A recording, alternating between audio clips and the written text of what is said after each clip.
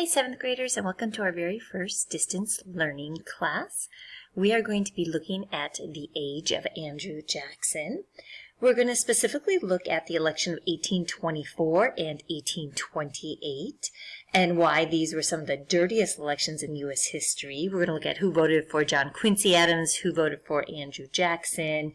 We're also going to look at ways Jackson's government affected growth and democracy for the United States during his presidency.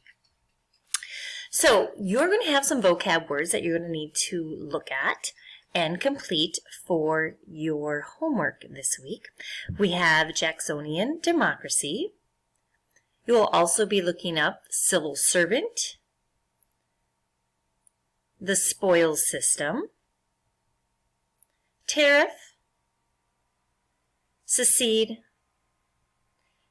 and Trail of Tears. This will be located on Teams. I would like you to write the word. I'd like a definition and a picture to go with it. That's all I have for you today, kiddos, and I will talk to you tomorrow. Have a great day. Bye-bye.